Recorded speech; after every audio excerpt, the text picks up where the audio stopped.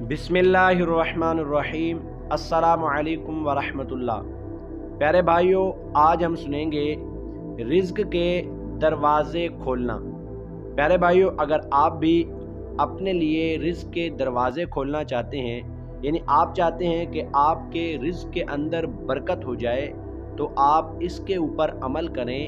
انشاءاللہ عز و جل آپ کے رزق کے اندر بھی برکت ہو جائے گی اور آپ کے لیے رزق کے دروازے کھل جائیں گے۔